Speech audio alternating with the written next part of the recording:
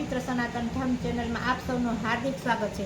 આજે ઇન્દિરા એકાદશી ભાદરવા વદ અને અગિયારસની એકાદશી છે, તેની વાર્તા કહેવાની છું।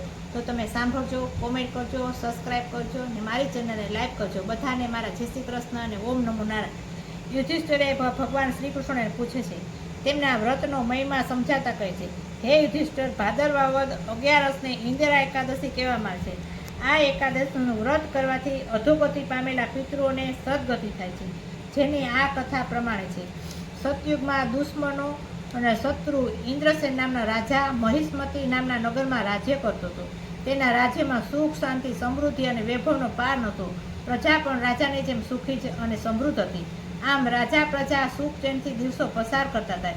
એક દિવસ રાજાના દરબારમાં મહર્ષિ નારદ આવી ચડ્યા। મુનિને જોતા જ રાજાને હરખનો પાર ન રહ્યો।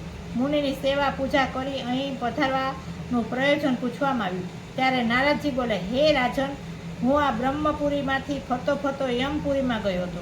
ત્યાં યમરાજાએ મારું ભાવભીનું સ્વાગત કરીને પૂજન કર્યું। પછી હું યમપુરીને જીવોના કલ્યાણ અર્થે યમલોકમાં ઘૂમવા લાગ્યો। ફરતા ફરતા મેં તારા પિતાજીને યમપુરીમાં દુઃખ અને યાતના ભોગવતા જોયા। તેમણે મને પણ જોયો। મને જોતા જ તારા પિતાએ મારી સાથે તારો સંદેશો કહેવડાવી અને કહ્યું, હે મુનિવર, તમે મહિષ્મતી નગરમાં જાઓ। ત્યાં મારો પુત્ર ઇન્દ્રસેન રાજા છે અને મારા દુઃખ નિવારણ માટે જઈને કહેશો કે તે ભાદરવા વદ અગિયારસે ઇન્દિરા એકાદશીનું વ્રત કરે અને એનું પુણ્ય મને અર્પણ કરે તો મારો યમલોકમાંથી છુટકારો થાય। માટે હે રાજન, તમે તમારા પિતાને યમલોકના દુઃખમાંથી છોડાવો। ઇન્દિરા એકાદશીની વિધિ પ્રમાણે વ્રત કરી તમારા પિતાને યમલોકમાંથી મુક્તિ અપાવો। પુણ્યની ફરજ છે કે પિતાને મુક્તિ અને મોક્ષ આપવા ખાતર ગમે તે કાર્ય વગેરે તપ કરવા। રાજાની વ્રતની વિધિ નારદજીને પૂછી અને જવાબમાં નારદજીએ આ વ્રતનો મહિમા અને વિધિ સહિત કહી સંભળાવ્યું। હે રાજન, ભાદરવા વદ દસમના દિવસે શ્રદ્ધાપૂર્વક સ્નાન કરી ને ફરી બપોરે નદીમાં સ્નાન કરો।